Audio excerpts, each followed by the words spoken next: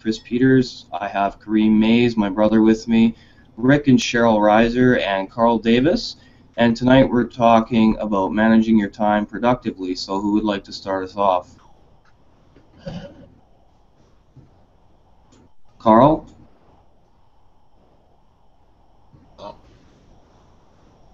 Carl Davis, are you there? Yes, I'm here. I think the most important thing that you need to do when it comes to time management is you really need to write down every step of what you want to do in that day. Because if you don't, you have to do exactly what Soul Dancer does. You have to hold yourself accountable for the whole day. That way you know what part of the day you did what. And I haven't been able to adapt that yet, but I am working on it. Yep. It's one of those things that you have to go step by step. You just don't lunge right in. You have to say, well, here's a couple little entries today, and the next thing you know, you have a whole bunch of entries. Oh, we have a Dada. And there's Dada. Welcome, Dada. Thank you for joining us. Did you manage to get into a more quiet area, or sorry, a more open area where you can speak? You. You might be muted. Hi, Dada. No, he sent a message to somebody. Yeah, and I think, Carl, like, you make a really good point. Oh, hi, Dada. There we go. How are you? Hi. Hi. Good, thanks. Good. I finally found a place where I can talk. Cool. Cool. Well, we're talking about ways to manage your time in a more productive manner. So, what are some ways that you've been able to organize your life and structure your day so that you can get so you can get stuff done and get things accomplished? How do you do that, Dada? You're asking me. Yeah, I'm asking you. I need to ask you. I'm having a terrible problem with this at the moment. Okay. Yeah, just as with the procrastination one that you had a couple of weeks ago, I also have a problem with managing my time. Okay. And why? So you're not going to get much words of wisdom from me this time. Oh, you usually have so many words of wisdom, though. Well, I do know that one thing I learned from Agnes Talley is every step of the day she has her cell phone programmed, and I understand Soul does the same thing, where he has his phone programmed for each individual meeting on his cell. Mm-hmm. That's what she has to do, because if she don't, she'll lose track of what she was supposed to do.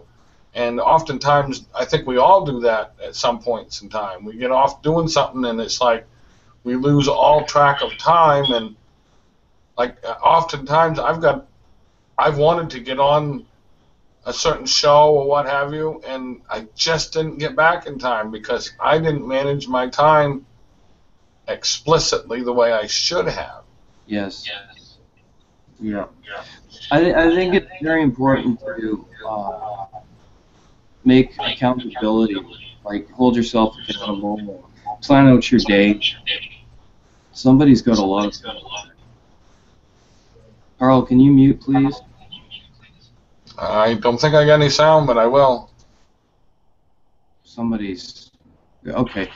Yeah, I think it's, like I say, I think it's important that you plan out your day as best you can. Now, of course, you can't be perfect at that, because nobody is. But I know for me, what I do is that I always make sure that I plan out my day before I go to bed. If I want to work on the book or do a video for the show, or I've got some things to do for Pay Me What I'm Worth, which I do have to catch up on because I was at the concert on Wednesday, so I'm a little bit behind there, but I'll get that done tonight. I think it's just a matter of prioritizing, and I think it's a matter of knowing what you want, and the fact that you want it bad enough means that you're going to be motivated to take action towards it constantly. even if they're, 1 or 2 hours a day, 3 hours a day, it doesn't matter. If you're working towards that goal, it's going to get easier and easier as time goes on, because you're going to cultivate a habit of taking action, whether that action is, like I say, for 1 or 2 hours at a time. You're still working towards what you set out to do. So I think that's very vital in the terms of achieving what you want. Hi, Doug. How you doing? Welcome, my friend. You got anything you'd like to Sorry, I add? was muted there. How's everybody doing? Go ahead, A Doug. little late, but I made it. Yeah, no, we didn't start until just a few minutes ago anyway, because we were having some technical difficulties. So we're started now, so you weren't late at all, buddy. Go ahead. What are some ways that you've been able to manage your time better, Doug? I think I'm still learning that. Yeah, I think. I mean, generally, my plan is generally when I sit down, I try not to get distracted, and then I just keep working and through as long as I can stand it until I and actually get something done, because I may get distracted away again and not get back to it for a while. But I did that today. I was working on stuff literally all day today. By the time I got done, I got up from my chair and I could barely stand up. I was so sore. I never got up, moved around all day. So not necessarily the best way to do it, but it did get me some things done. When I have free time on the weekends, that's usually the time I have to do it. So. Well, hey, you're putting in consistent effort. I mean, that's the main thing, So I don't want any reviewers to get confused and think that they got to put 30 hours a day into what they're trying to do, because I mean that's impossible, because you have to sleep, you got to eat, you got other things you have to do during the day. You got to use the bathroom. I mean, it's impossible, right? And I know for me with baseball playoffs, it's been really hard to concentrate. And Slipknot concerts, right? Well, and the Slipknot concert. I mean, that was just wow. I lost my mind. It was so good. But that was very important for me too, because it's given me the recharge I need to come on the show and be happy despite the tragedy I had back in September, and I just got to move forward, and the concert really helped me do that. So it was really incredible. And I see Rick and Cheryl unmuted, so guys, take the floor. I just wanted to say that the way that I move along in my productivity is being as prepared as possible. If I have all my ducks in a row and everything just moves so much more smoothly and everything. If I know what I'm going to do, and I just get everything really organized and everything, that way it doesn't come back at me later and slow me down, because it'll either affect me or affect everybody else if I don't go through everything and make sure that I have everything the right way to begin with. Anything to add over here? My profession was a very regimented profession. I worked in surgery for 25 years. So as far as focus, and I'm a martial artist, so as far as learning focus and sort of like managing my time, I wanted to get out of surgery really, before 10 o'clock at night. So in order to do that, the surgeries have to go faster and more efficient. And so you have to be prepared for the next surgery while you're doing the one that you're doing. And it's not a very easy thing to do. You have to be prepared mentally, physically, spiritually, whatever. You sort of have to be ahead of the game. I think that's a really important point in business, sort of to have some kind of foresight. But who mentioned Carl said that make a list of what you want to accomplish that day and check it off. I mean, that helps me so much. I mean, just a real simple thing like that. So yeah, and I think keeping it simple is crucial. I mean, it's not hard to write down, well, I'm going to make a video today for the show, I want to work on the book with Kareem, or I'm going to do my Pay Me What I'm Worth homework, or I'm going to what are some other things we're working on? I think that's it right now. I think that's all we got going right now. Our main goal in 2016 is to get published, to get a couple more books finished, get published, and that's going to help the show explode as well, because once we have the social proof that Chris Peters and Kareem Mays really are doing something different on YouTube, then it's just going to go, viral like crazy. So we're building up to social proof right now, and I think that is the most important factor in what we're doing. Is we are creating social proof by doing shows, no matter who shows up or how many people watch. And as long as we keep making shows, then our channel will get bigger. And having you guys on really helps, because you contribute and brainstorm and give people new ideas that are going to be watching us in the future. And that's very productive as well. And just showing up for the show is managing our time productively as well. And I also want us to really get on getting people together for our class. And me and Kareem are coming up with a campaign to do that. We're going to do a newsreel video together for the show and for our Pay Me What I'm Worth class, and we're going to start sharing that on our channel as well.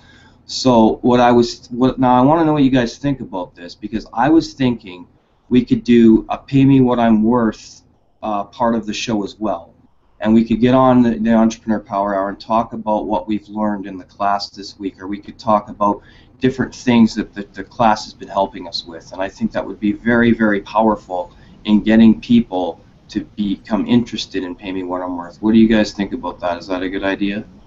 Well, I was thinking perhaps instead of an hour, maybe extending it a little bit, like an hour and a half, just for that little section. Yeah, that's what we usually do, but tonight it's only going to be just over an hour because we started a half hour late because we were having problems. But, whatever. And I was trying to get as many people here as I could, because I didn't want to leave anybody out who wanted to be here. And I understand people have time constraints, or they're finishing work, or, they may have had family over to visit, or friends and things like that. So we're very flexible. It's not a big deal. But yes, Carl, you're right. And I do believe that doing that portion of the show, having a Pay Me What I'm Worth slot in our show, will help us a lot as well. And so I hope everybody's on board with that. Rick and Cheryl, do you guys think that's a good idea too? Should we do that? I think it's a great idea, as long as we don't mention Pay Me What I'm Worth. Okay. If we just go at, just say that it's our class that we're taking. It's our class, and Marcia said that's what we never mention. Like, we could mention Soul or Soul University or whatever, but okay. I mean, as long as we're not pushing the class or acting like we're sort of people to sign up, as long as we're just being ourselves, hanging out, and then people start out, and then at the end you could say, well, this is part of our class, Pay Me What I'm Worth, or whatever, if you're interested.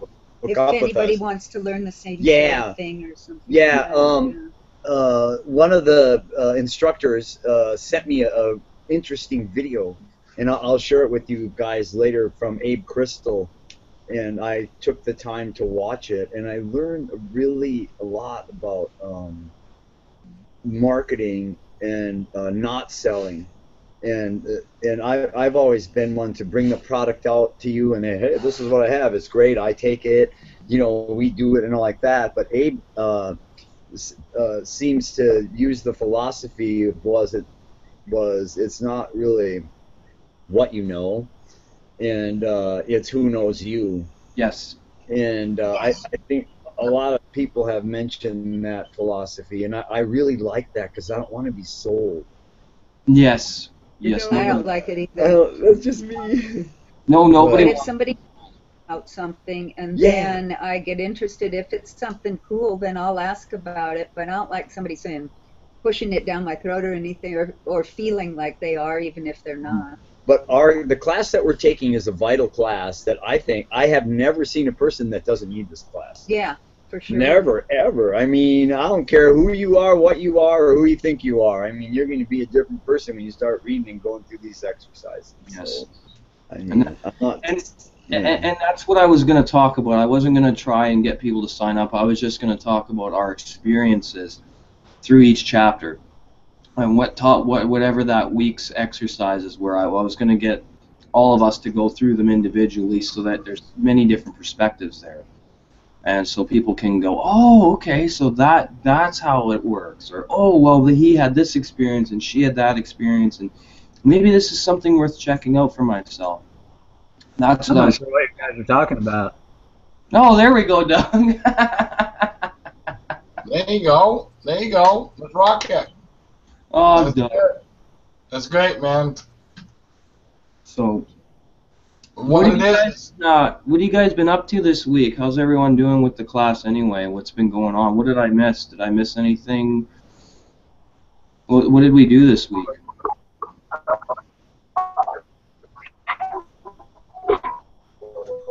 We went into the special teachers of our lives.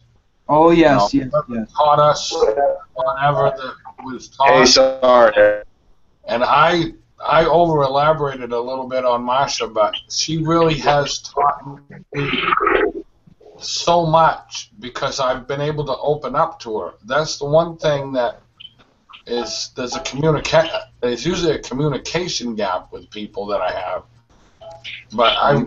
But she knows how to break down that communication gap. Mm-hmm. And that also, I also wanted to say something about time allotment. I wanted to ask Rick this question. When you go out on that, ride that wave, how much do you take a watch with you, or is it just freelance timing, or it's just, do you know approximately read the tide, or skies, or both? Well, I've always had this internal clock, and like you could wake me up in the middle of the night and I can tell you what time it is for about 15 minutes usually. And like when you go surfing, you look at the sun, it's like straight up in the sky, that's noon. You've been out there for 2 hours, it's sort of drifting. You get used to it. Like when you're out in nature, you can tell the tide's coming in, going out, and it's been out there an hour, it's going out for an hour. Sort of, it's hard not to tell what time it is and how long you're out there from all these different things. The sun, the time. I don't own a watch. I just thought maybe Pele was telling you so. No, just kidding. Just kidding. I like to experience the effect of Pele. What did he say? What did you say, Carl? Say it again. I said I'd like to experience. I said I guess Pele will probably be able to tell you approximately what time it is, anyways, right? It's something like that. I'd love to be able to find out what Pele time's all about. They just mean Hawaiian time. You don't answer to anyone. You do what you want to do when you want to do it. Come over Now here. that's now that's. Oops. Well, that's something we all want. I mean, that's why we're doing this. That's something we all want. Because then we don't have to worry about managing our time productively because we've done all the work. Work is done. Now we can just do whatever the hell we want. And I mean, that's the whole point of doing the show. That's the point of the class. That's the point of, us putting our collective efforts into getting our class together so that we can teach and we can help other people get off the treadmill of slavery of employment. I called it slavery because that's what it is. It actually was a good one. That was a good one. I mean, that's what we got to do. We got to liberate people, man. We got to liberate. Cream and I had that's a great. conversation earlier today. What'd you say, Doug? I said Cream and I were talking about that earlier today. The time freedom or lack of it. Yeah. That's just what because we're all going after. Just because we're not in a plantation doesn't mean we're not slaves. Our employers are like, oh, you have to do this, and you have to do this, you have to do this, and I'm just like, but I mean, I have a good job where I get to work by myself, which is really cool. And actually, the other night I was up at Santa Lucia Pizza, which if you're in Canada, this is the best pie you'll ever taste in your life, guaranteed. But I was up at Santa Lucia Pizza was it last night? Yeah, last night, getting a pie. And I talked to Johnny, the manager there, and he's Greek. They're really nice people. And I said, hey, would you be willing to look for? Are you looking for a driver for a couple nights a week? And I was in all my gear and everything, and he didn't even bat an eye. He's like, yeah, man, leave me your number, and left him my number, and he made my pie for me, and then he gave me a free 2-liter. Just because I showed an interest in working for him. So he gave me a free 2-liter pop, which is pretty cool, So. Awesome, dude. That's yeah, great. it was good. It was great. It was great. Yeah. So I mean, I think That's all about relationships, man. It's that's all right. about relationships. That's right. That's right.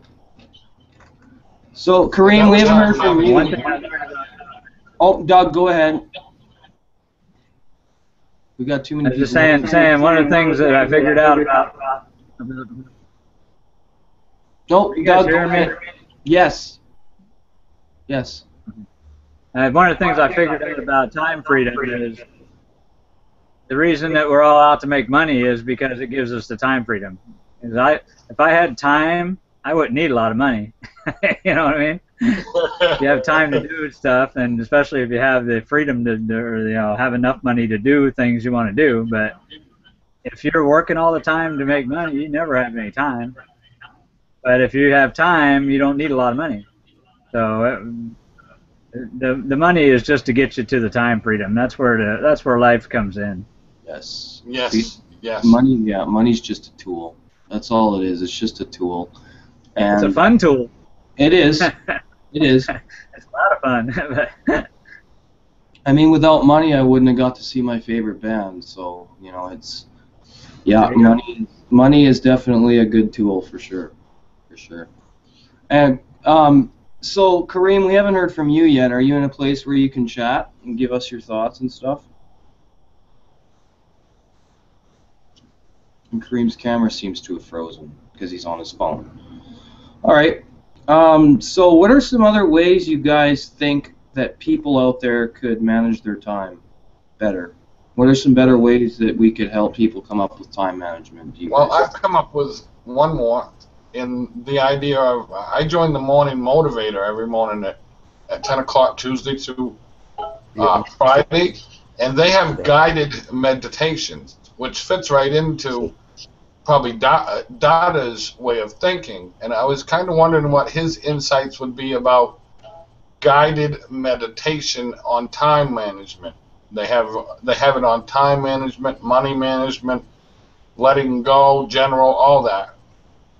Does that help him on his day? Guided meditation. That's a good question. Oh, wow. Yeah, Donna. So we're interested to know about what Carl just asked you. Regarding guided meditation, regarding Yes, meditation and time management. Yes, sir. Yeah. Well, I have to confess, I keep telling people that if they meditate, they'll get more focus. Meditation will free up time. But I have to confess that this is a problem for me now because despite my meditation, I'm still having trouble doing everything. So I guess the answer is that meditation does help you focus more and does help you get in the flow of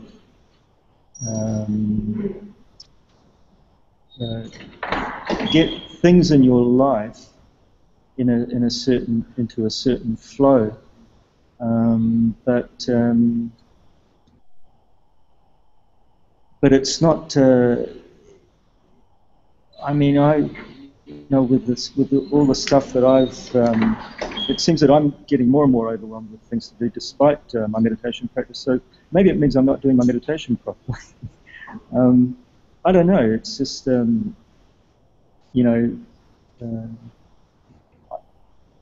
personally, I'm having a problem with information overload at the moment, trying to deal with all the things that I have to do both offline and online. Right. And I'm getting to the point where I'm thinking of just giving up Facebook altogether because it's like I know it's not, but it feels like it's almost like a conspiracy to hijack my time kind of thing. It can be. It can. Now, oh, go ahead. Sorry. Maybe it kind of relates to what Rick was saying before, that was it Rick? That we're still slaves to the system, and that we get conditioned or yes, brainwashed into Yep. thinking that we have to, like for example on Facebook, could they not make it so that we only get the important stuff that we want to see and not anything else? And so we don't have to spend half our lives scrolling down the Facebook timeline. So anyway, that's just me complaining. But Hey, I feel you about the waste of time on Facebook. They put so much rubbish on there that really has no content whatsoever. Who wants to hear about someone's drama queen's crap? I mean, I don't. No. Personally, I want to do business. I want to advertise through there, but that's all I want to do on there. Well, and sometimes I don't even go there. I bounce things out of other sites that's connected to that, so I don't even go near Facebook. well, you can, Carl, you can control your news feed and what people. If you don't want to see garbage, just unfollow those people or unfriend them. That's what I do. So I don't get a lot of that stuff on my Facebook feeds. But Donna, I think what's important is if you're going to keep Facebook, just like I said just now, just unfollow those people. Because I started to do that. Okay. I started to do that, but I realized that I was spending just time. I hadn't unfollowed them. I don't know if that makes sense, but I kind of came. I may be wrong, but I came to the conclusion that it takes just as much time to unfollow people as it does not to. But at the same time, then at least you could, know what information you're seeing and whose information you're seeing. Exactly. And I think that's another important tool in managing your time productively is what you do on social media. Are you reading useless crap that you don't need to be reading, or are you on there engaging with people about your meditation classes, or about are me and Kareem engaging on Facebook for productive reasons? Is Carl, is Doug, is Rick and Cheryl? And it's not as difficult as people make it out to be to do those things and to control what you see on social media. It's just a matter of who you're connected to, that what you're going to see in your news feeds and things like that. So, I really think I don't really like Facebook at all, to be honest, but I use it because it's a powerful tool to connect with people.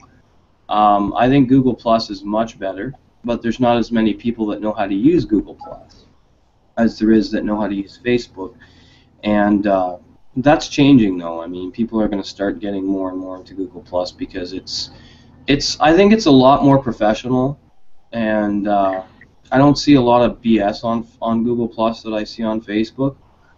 So I think Google Plus is getting bigger, and I think it's eventually going to be bigger than Facebook.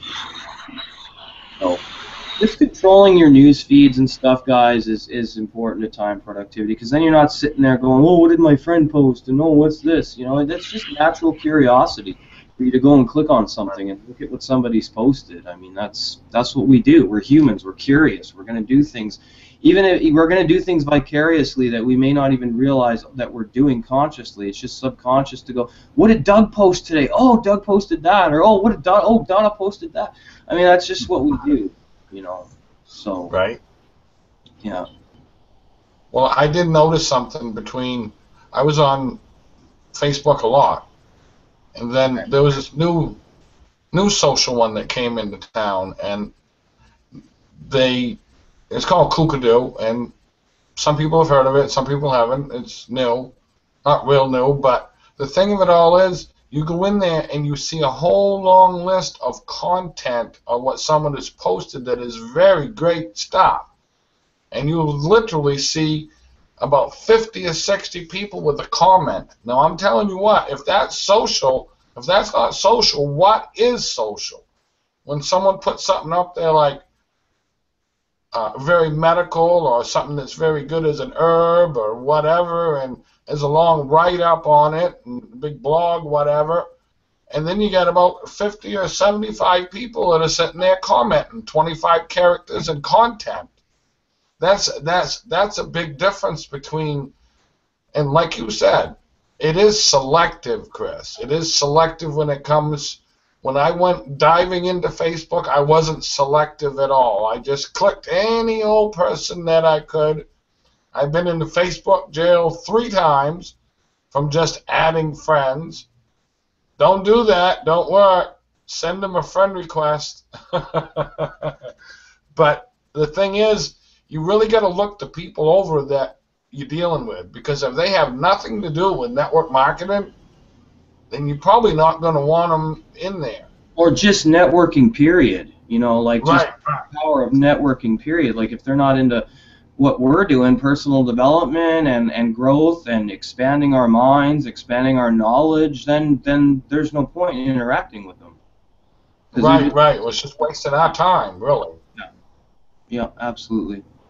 Now you can interact with them and find out if they have an interest in growing and personal development and those kinds of things. But I mean, that's about as far as you can take it, because if once they say no, then it's pretty useless to keep trying to convince them or bother them about it, you know? Exactly.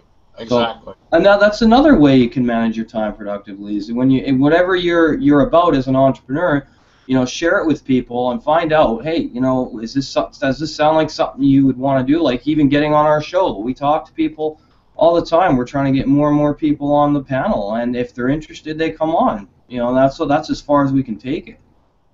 You know, we don't ever want to be seen as the 2 guys who badger people to get on the show. And that's never going to happen. We will never have that reputation, because that's not the way me and Kareem are. We're really chill guys.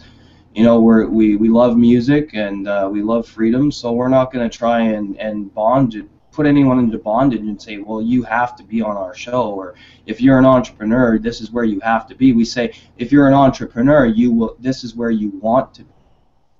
You know, this is where you want to be, so that you can get your voice heard, and so you can get your ideas brainstormed and expanded, and so that you can get yourself out there to people that may be looking for what you have to offer. So that's the only reason that we say you want to be there, because I like to think we bring a lot of value to people, and we're getting better all the time, and we're going to be doing this for the rest of our lives. I can't see myself ever not wanting to do this show, because it helps me get past some hurdles I've been facing lately, and it's been helping me expand as a pay me what I'm worth coach, which I'm very happy that I'm going to become one of those people, a teacher. I'm very happy about that. So it's very important to keep my mind stimulated and to keep brainstorming with people, because that's what you got to do, because we all feed off of each other's creative energy. That's why a mastermind is so important, because you feed off of each other. Everyone feeds off of everyone's energy and gives energy back. So, Rick and Cheryl, do you have anything you'd like to say? Whoever wants to talk, just unmute. Feeding off everybody's energy, that's like social caffeine, isn't it? Yeah. Right on, Doug. Yeah, it is. Yeah. Yeah, definitely. I just came back. I was on Facebook, so sorry. See, he got sucked in again, Doug. See how addicting that is? Can be. Rick and Cheryl, you're unmuted.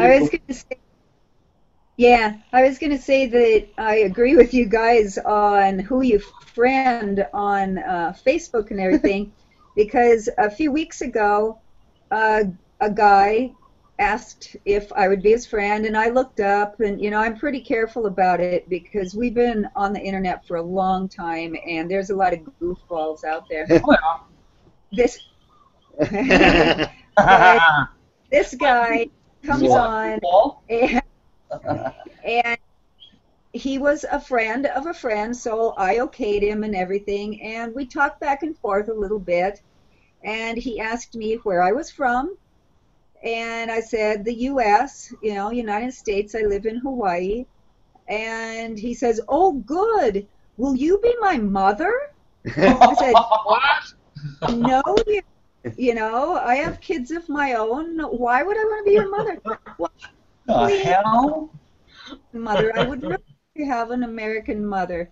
And I want you to be my mother too. I want to come live in Hawaii. yeah, Hey, he can have mine if you want to borrow for a we little know while. if you would let him borrow.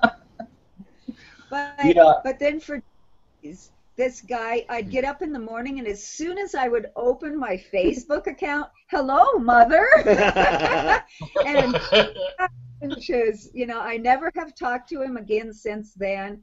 I know I figured out he lives in Africa, and he's probably from a boys' home, and he's gonna, try to make me feel really sorry for him, and he'll probably tell me he doesn't have a mother of his own and all this other stuff, and I was like, I can't get into this, it's, I don't know what, but yeah, it's really important to watch who you do friend.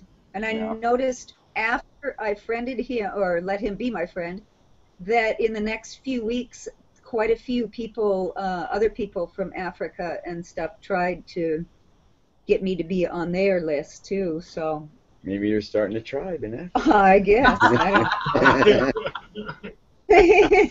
But you never know. And no, I do not have a new son. Really? Really? Oh man, you guys are awesome. I have to come out there, man. Let's go. Oh, you guys are great.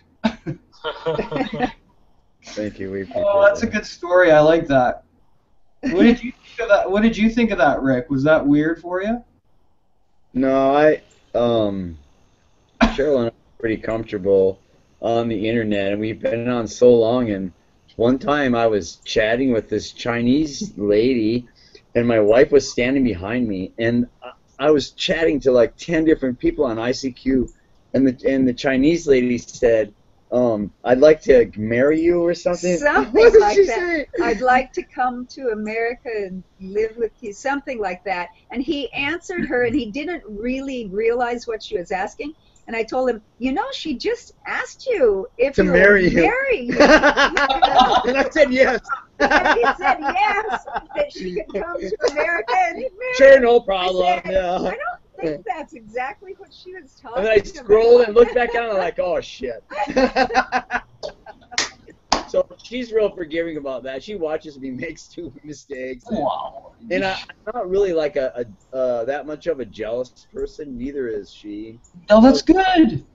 That's good. Old, bald, hairy lifeguard, and all these young girls in Florida would run around. My wife was just like rolling her eyes, like, "Oh, have fun at work, honey." I'm like, "Yes, I'm having fun." Rick, did you say there's a lot of half-naked women running around Hawaii? Well, you better put me on a plane. Here, there's like 6 girls to 1 guy, and if you're married and you're almost 60, that's a scary figure. You don't when you go out there. I'm not there yet. Yeah, well, I'm not married. My wife doesn't worry about that kind of stuff because nobody else will have me. What? Oh, Doug, you're great. That's awesome. Yeah, I think I'm gonna move to Hawaii in like the next couple of years. 6 to 1, man. Really? Wow. I don't want to live down there if Donald Trump gets elected. That'll just drive me insane. What did you say? If there's what? I don't want to live in the United States if Donald Trump gets elected. Are you kidding me? I ain't even gonna go there. Nope, not going there. Not going there. It won't make much difference. These guys are just little puppeteers. It's always been like that. They'll just put someone else in there and tell the people they elected. That's all it is. That's all it is. All a bunch of puppets. I just wouldn't want to live where it's just so, I don't know. Anyway. You're smart.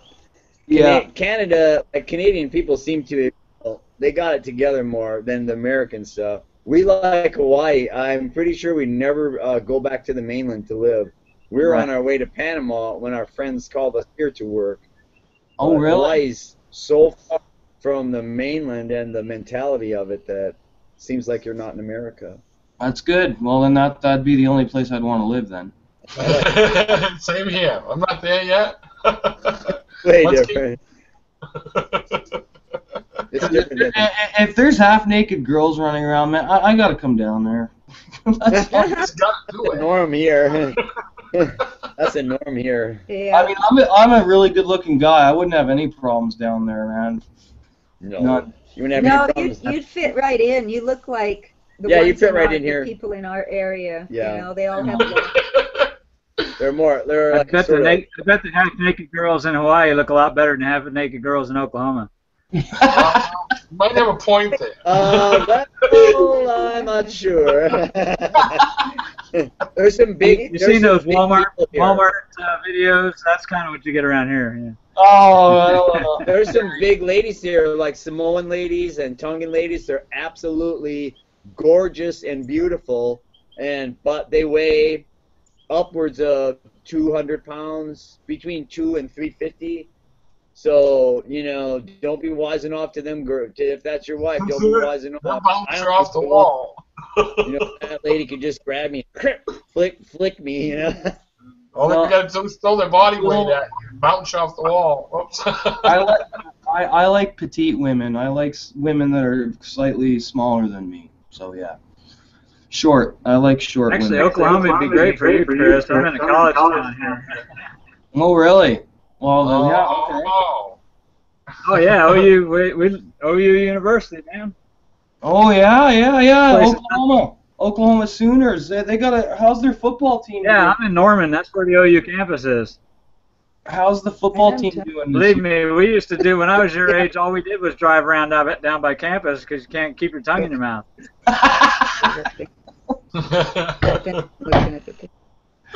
Oh man, that would be awesome. Taste in women, and that would be female.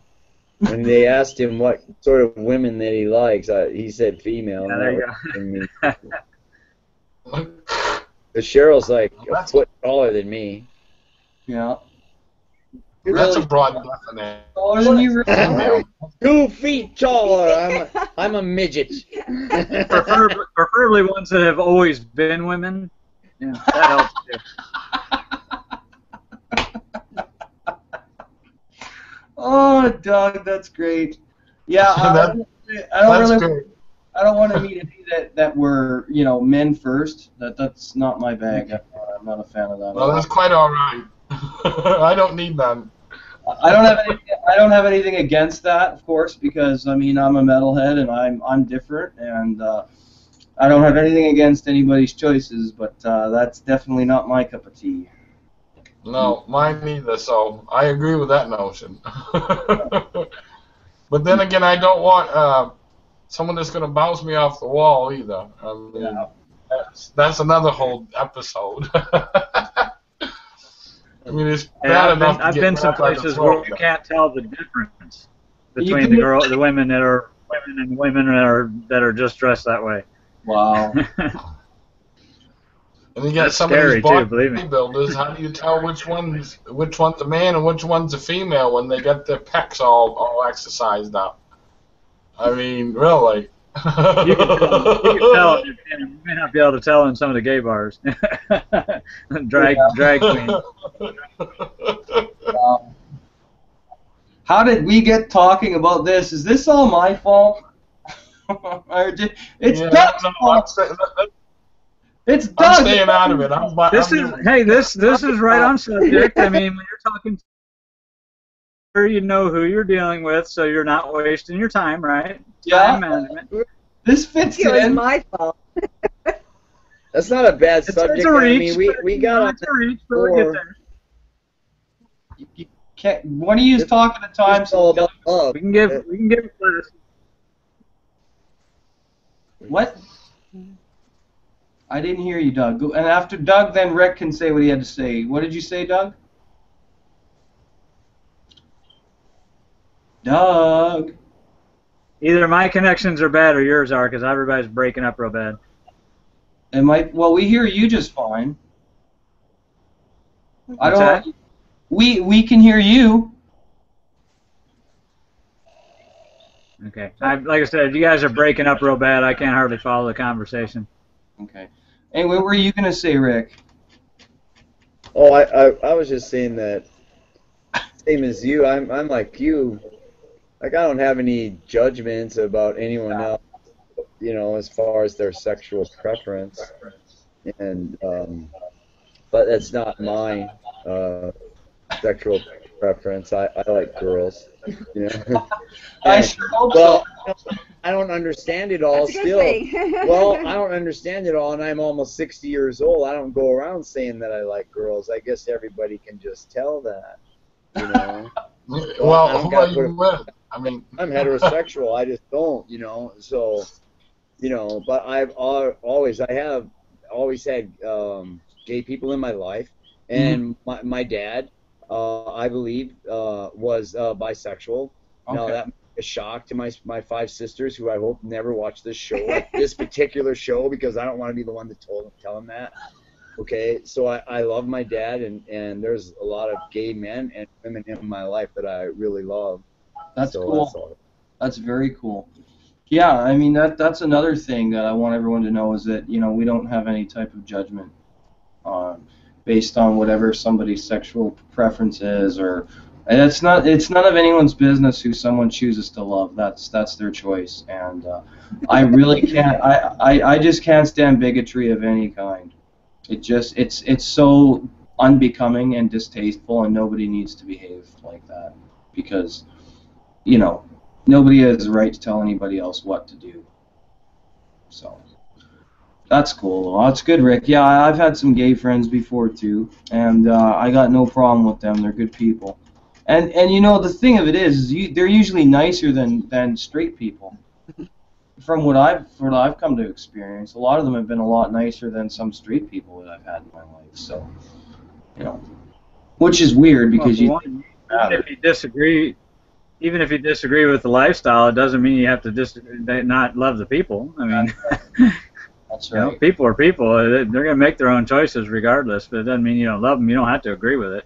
That's right. That's right. Yep.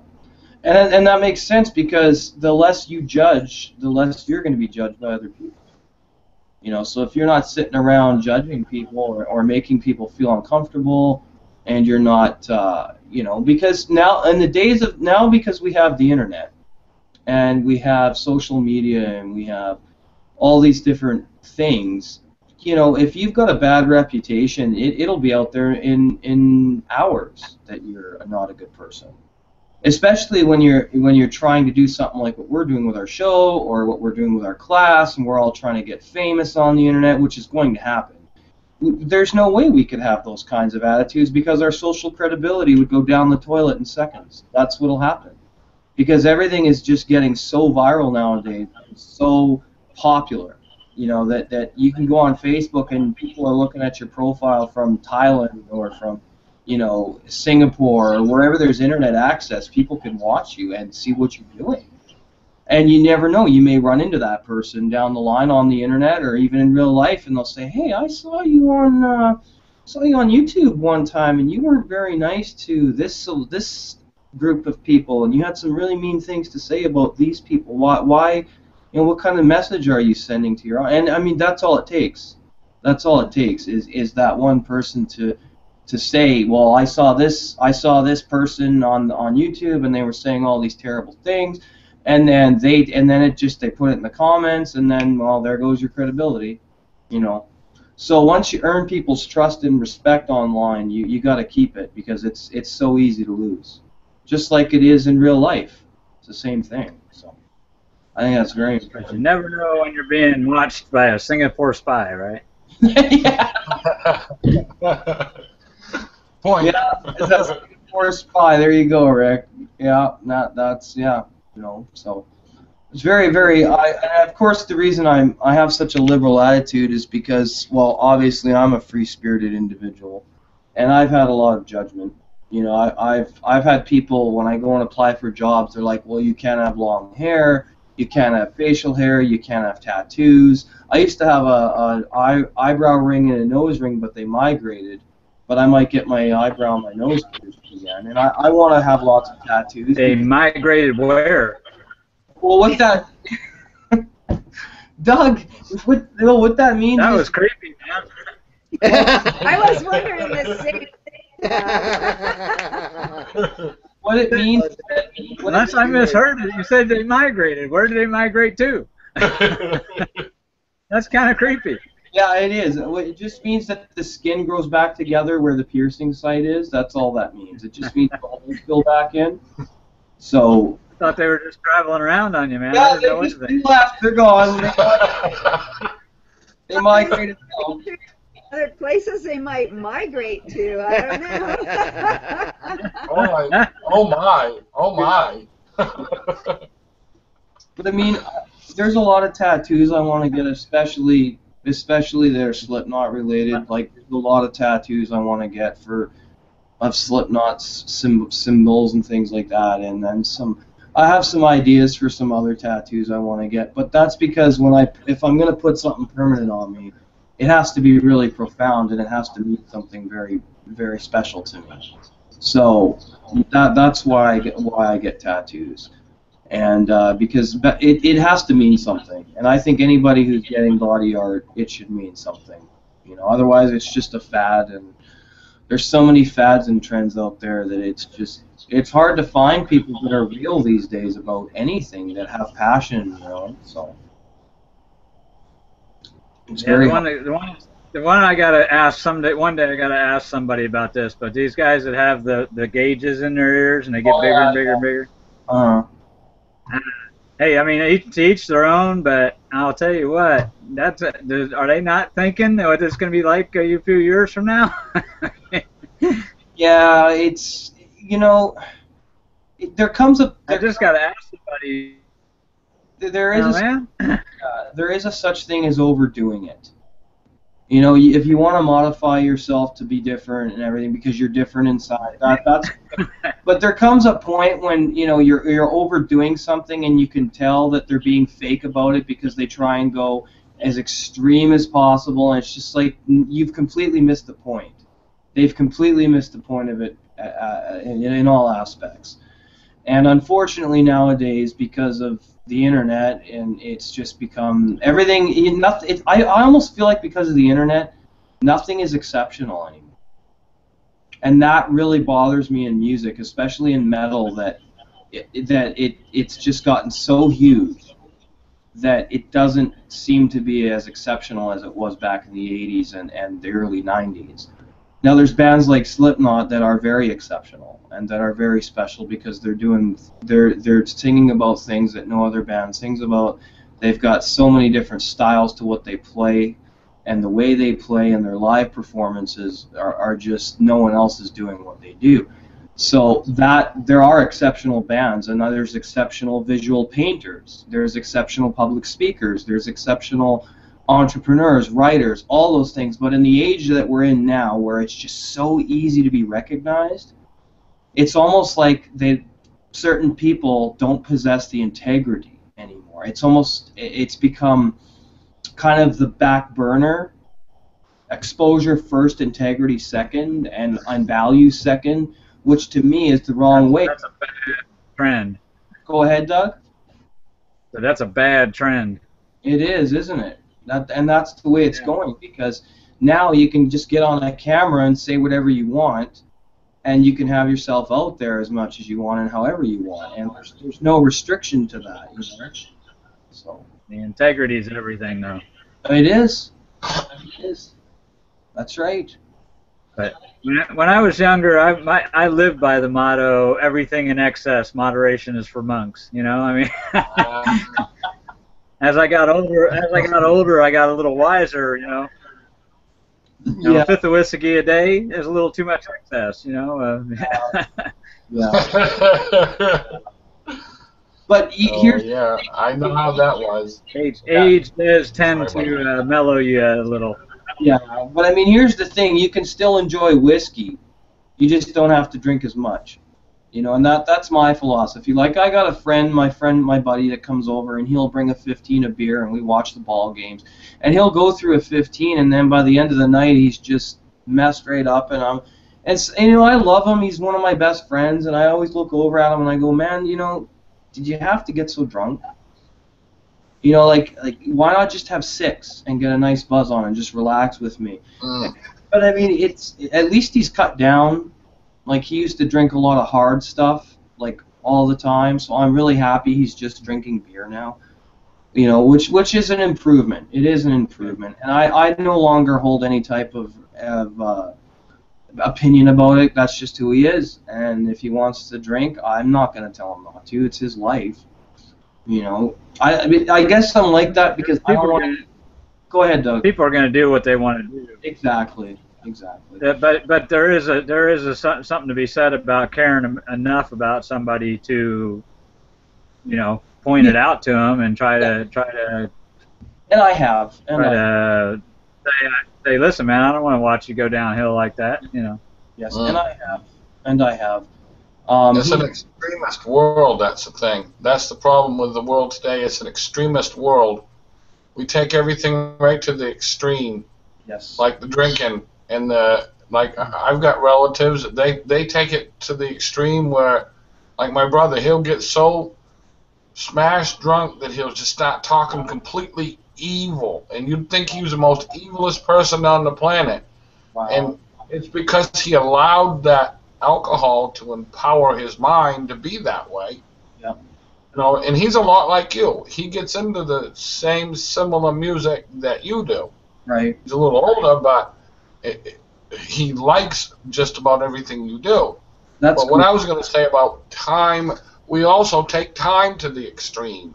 Yes. Like we go off on a trip, sometimes we don't have to take as long as we do. Like I've done this before. I've been down there and, I want to do one more thing, and then I do that one more thing, and it puts me over the time limit, so I didn't get to where else I wanted to be.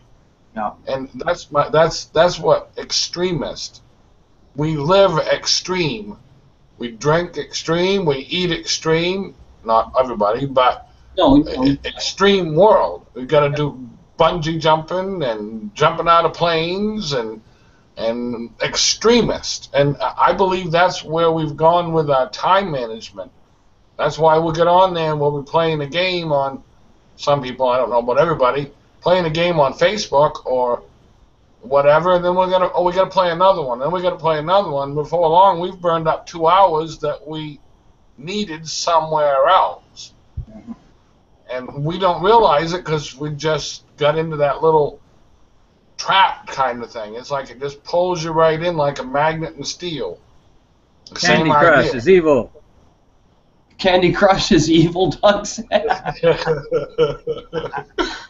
I stopped playing it together, man. That's horrible. Yeah.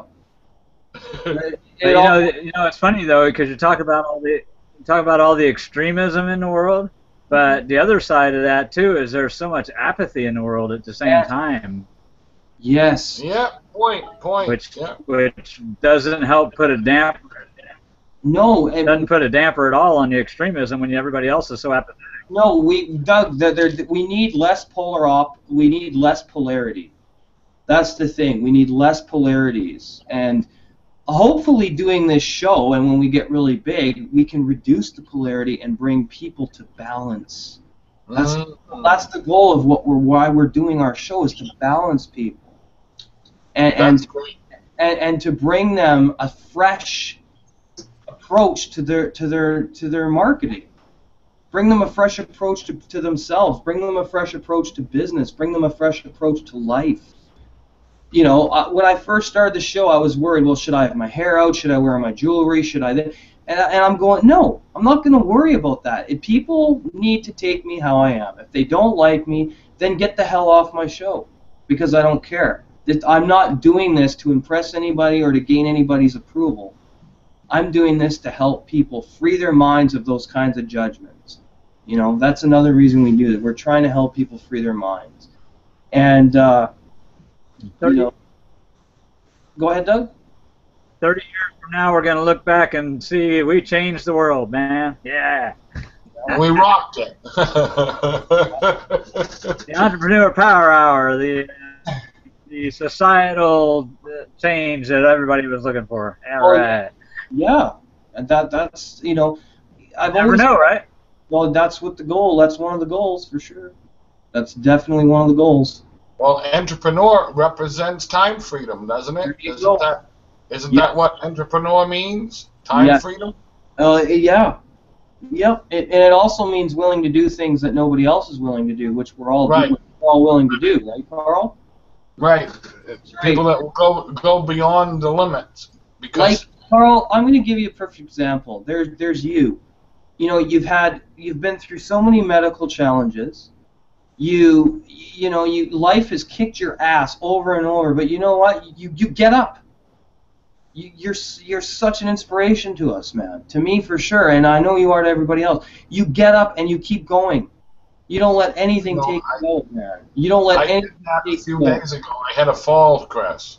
Oh no.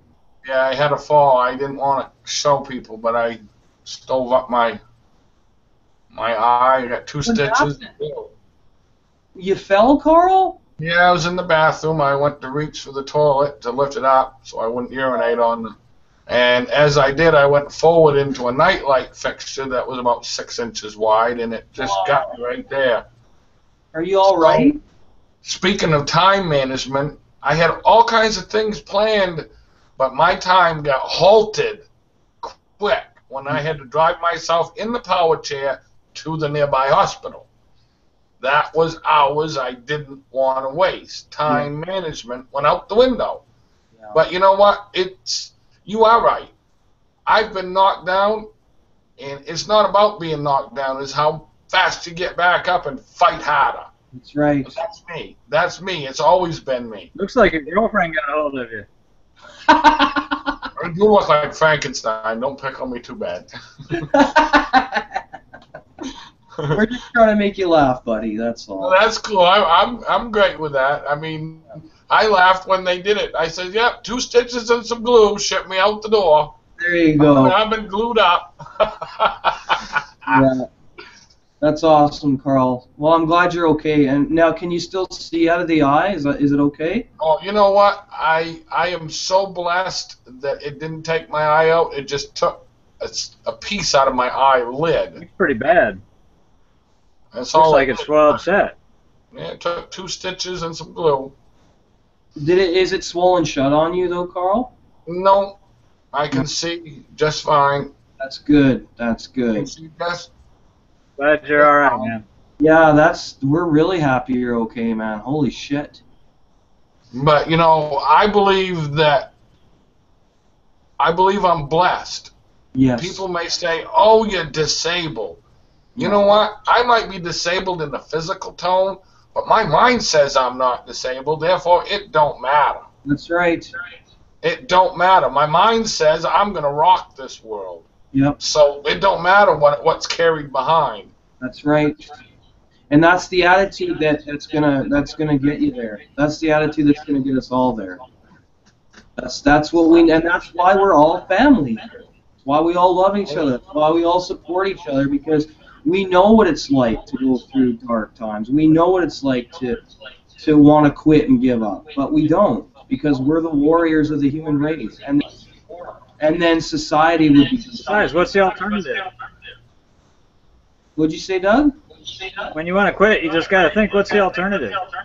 Yeah, exactly. Exactly. That's a good one, Doug.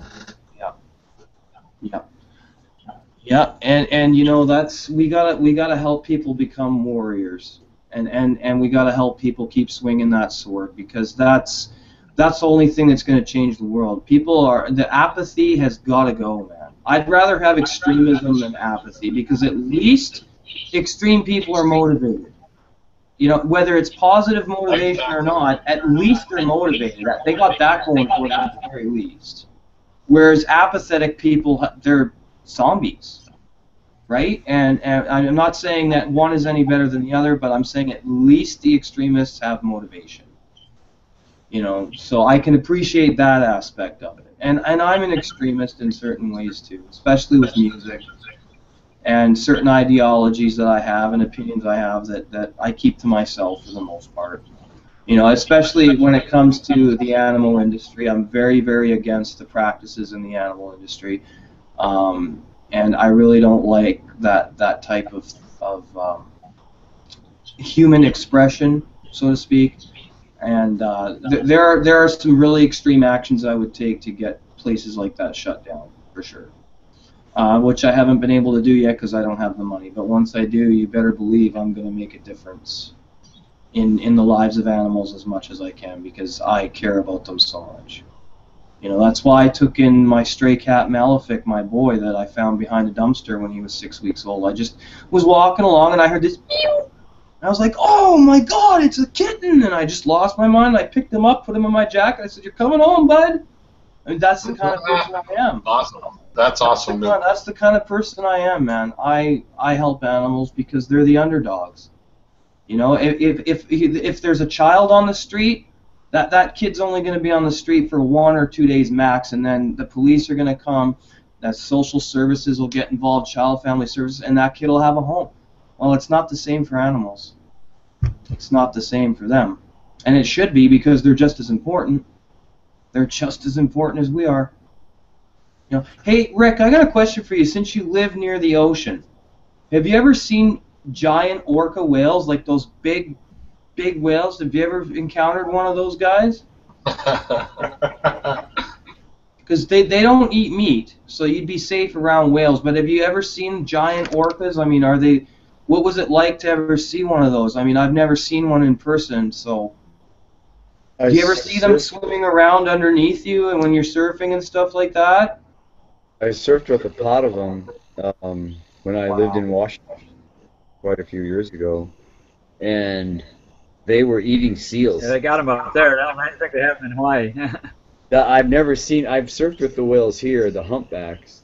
Right. But at least I thought they were eating seals because they were biting them in half. I don't know if they were swallowing them or what. But right. He was on one end of the wave, and he told me when he came home the whales were on the other end of the wave, catching the seals, throwing them up in the air, and snapping them up and eating them.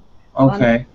Yeah. And he's on the other end of the wave looking at him, and he's all dressed in his wetsuit, his black little hood, everything black. And I said, how do they know to do those seals, you know? Dude, the waves were so good that day. I mean, unbelievable. Like, it was so worth being out there. Did you see their eyes were like... Their eyes were huge. They saw us. They knew that we were surfing or whatever, but... Oh, they're smart. Day, like when you... Yeah, I see sharks just about every day, and dolphin, and manta rays, all kinds of stuff. This winter, in the winter, we'll surf with the whales, and it'll be 100 yards. Can I ask you to do me a favor? Do you have an underwater camera? Do you have any type of equipment you could use to get some pictures of the wildlife? Because I would love to have a photo collection of that. That would be incredible. My friend does... Jeremiah Osuna, that professional photographer I hired. And I'm going to hire him again. Do it. And he took surfing pictures of me with a GoPro, but he's been going underwater and going like that. I could show you. Like, the sea turtles are really sea cool. turtles and fish and sharks. Bit at his camera one day, and sort of cool. Have you ever ran into sharks? Is it as I don't think it's as dangerous as people say because they don't mess with you unless they're hungry or you're bleeding or something. They're not really bad around humans. In Florida, they're more aggressive. They were feeding a lot, and you would see them with their mouths open, and they were smaller, like little dogs. Right. Oh, sorry. But in Hawaii here, there's so much food or something, they don't really care about you that much. Right. Like they're like, oh, there's a bunch of surfers. I've had a 6-foot mako chase me around the deck of a boat. But I wasn't scared because how would it bite me? Like turn upside down and haunt me? Like it kept circling us and stuff, but like we were just surfing, we're not doing anything. No. You know? So I've never been really afraid of them. Most surfers die driving to the beach, or a lot of them die because they're adrenaline junkies and they abuse drugs. But not very many from getting bit by sharks. Cool. That's good to know. That's good to know. What were you going to say, Doug? You said I was a commercial fisherman. I said I was a commercial fisherman for a while, and I've had a 6-foot shark chase me around the deck of my boat, snapping at my heels. That must have been a trap. He was bait before very long. I figure if I'm in the water, I'm theirs. If they're on the boat, they're mine. You know. Yeah. Yeah. All right, guys. Well, we are. I think we're at the end. We've been going about an hour and 5 minutes here, so I'm just gonna say thank you to Doug Doherty, Rick and Cheryl Reiser, and Carl Davis and Kareem Mays for being here, as well as Donna. And I'm gonna conclude the broadcast for now, and we'll see you guys next week. Take care. Bye bye.